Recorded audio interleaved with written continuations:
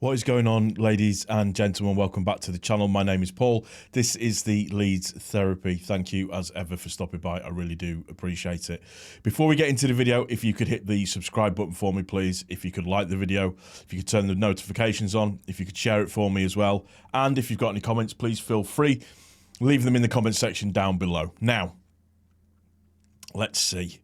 Today's video is going to be about Daniel Farke's press conference pre-Sheffield United game. And I think the first thing to point out really is the fact that the first journalist that was there asking questions occupied nearly 15 minutes at the start with terrible questions with regards to Tuchel and the England job. And he just kept going and going and going and going and going. And you could hear just people getting more and more annoyed at the fact that these questions were being asked. I get it. It's a compatriot, X, Y, and Z, all of that kind of stuff. Understandable. No issues with that. But to literally take up 15 minutes of the press conference was just bordering on ridiculousness. But, you know, it is what it is. And there were other people guilty of asking those questions as well. But Farke was asked about the international breaks. Overall, he's not happy with the internationals, and then obviously being expected to play on the Friday. He made mention of the schedule again, and you know he's got a point. I think it's the same for a lot of teams as well at the moment. So it's one of them difficult situations. We all say that the internationals are a kind of like a bit of an annoyance in terms of how they generally tend to play out. Aronson, Tanaka and Firpo, I don't think they're back yet. Aronson's going to be the last one that's back tomorrow, which gives practically all of them have only got less than 24 hours to do any recuperation, and in terms of playing on Friday night as well. There was a question around Pulisic being allowed to go back to his parent club, AC Milan, after the game before Mexico. And why wasn't Brendan Aronson allowed to do that? And basically, the decision's out of Farke's hands. He can't. There's nothing that he can do about that. I think it's more down to the player. That if the player wants to play, then the player can play. Or if the manager of the international squad wants him to play, then he has to play. So it's one of them things. Aronson's form's been good, so you would expect him to play. Overall, as far as I know, Pochettino's been very, very pleased with him, and it's a positive. It's just whether or not he will be fit enough for the full 90 minutes on Friday, or if he's going to be fit enough for any time whatsoever at all. Woba currently is a bit ahead of schedule in terms of his fitness. Again, I stress I could care less about Woba, really. He wants out, so, you know, telling me about his fitness, it doesn't really make any difference to me, in all honesty, but that's just the way that I feel about the situation.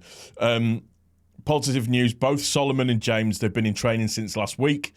So for me, what that says is highly likely that they will be on the bench for the game. Solomon, slightly different because he's just been out for the 3 weeks, whereas James has been out for a lot longer. So it just depends on how that one kind of divvies out. But I would expect them to play some part on Friday. So they've been in training, from what Farke said, since the early part of last week as well. So they've nearly got 2 weeks worth of training behind them, which is a really, really good thing. Farke did mention that he was concerned about injuries and making sure that they're working smart and doing all the right things to mitigate those risks. So in terms of training, recuperation, and nutrition and recovery in between games, it's obviously it's a big thing at the moment. We've got a lot of injuries, so it's a thing that they are looking at to try and, you know, mitigate and manage as best as the squad can. Which then brings on to the next issue, this, you know, the free players that are out there at the moment. So he was very, very coy on Koyate. He doesn't want to speak on players who have not yet signed. He doesn't want to say anything along the lines of, yes, they're here, or in case anything goes wrong, or that they've failed a medical, in case that affects him moving forwards.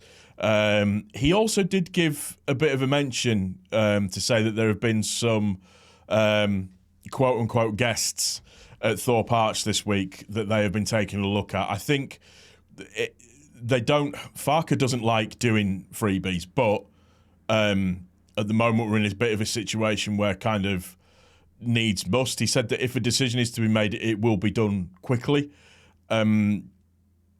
He also said that they must be the right profile and be ready to go straight away in the squad.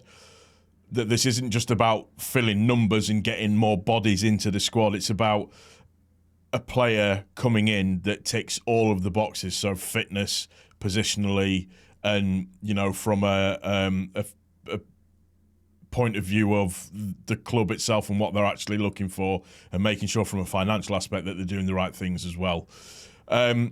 Going on to the game against Sheffield United, he mentioned that he's looking forward to the game on Friday, pitting his wins against the top side. He says the game will be difficult, but the boys have to get themselves up for it, and just saying about what a massive game it is with two teams that are playing at the top, and that it should be an interesting game. Friday night, under the lights at Ellen Road, always should be good fun.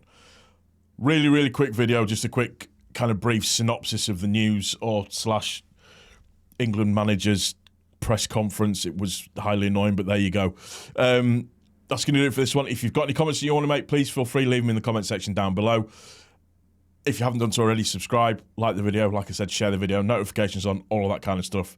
Take care of each other, most importantly, take care of yourself, and I will see you on the next one. Take care.